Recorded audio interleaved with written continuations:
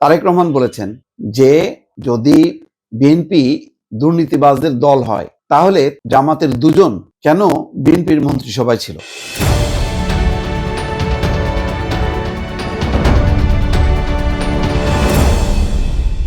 পাল্টাপাল্টি বক্তব্য চলছে।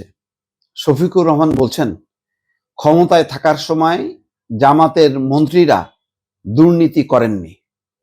আচ্ছা, এই দাবির প্রেক্ষিতে এটা কেন বলা হচ্ছে? গতকালকে তারেক রহমান বলেছেন যে যদি বিএনপি দুর্নীতিবাজদের দল হয় তাহলে তাদের দুজন, জামাতের দুজন কেন বিএনপির মন্ত্রিসভায় ছিল এবং শেষ পর্যন্ত ছিল। তো আমি দুর্নীতি করিনি, কিন্তু সরকারকে আমি যদি বলি দুর্নীতিবাজ, সর্বশেষ যে সরকার ছিল বিএনপির, সেই সরকারেই তো তারা ছিল, মানে দুইজন। তাহলে আমি দুর্নীতি করিনি কিন্তু সরকার দুর্নীতি করছে, এটা হইল? সরকারের দায়িত্ব কি আমি নেব না? একজনের বদনাম মানে তো সবারই বদনাম, পুরো সরকারের বদনাম, পুরো রেসপন্সিবিলিটি ওই ক্যাবিনেটের উপরে পড়ে এবং তার দায়িত্বপ্রাপ্ত যে প্রধানমন্ত্রী তার উপরে বর্তায়।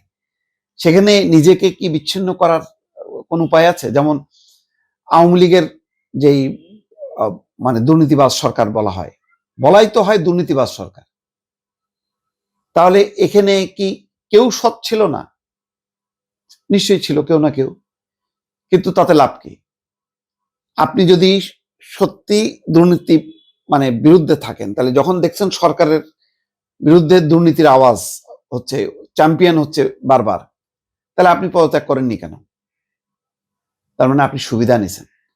আপনি দুর্নীতি তো অনেকভাবে হয়, একটা হলো আর্থিক দুর্নীতি, আর একটা হচ্ছে প্রশাসনিক দুর্নীতি, নৈতিক দুর্নীতি, নানা রকম দুর্নীতির ধরন আছে। আপনি আপনার এটা দিয়ে সমস্ত লোকজন সেট আপ করছেন, সেটাও দুর্নীতি। আপনি তো নিরপেক্ষ না, আপনি তো বেছে বেছে বেছে সমস্ত জায়গায় ক্যাপচার করছেন। তো এখন এই যে লেভেল প্লেইং ফিল্ড কেন বলা হয়? বলা হয় এই কারণে যে জামাত বলতেছে বিএনপির লোকজন প্রশাসনে পুলিশের সব জায়গায়, আর বিএনপি বলতেছে জামাতের লোকজন প্রশাসন পুলিশের সব জায়গায়।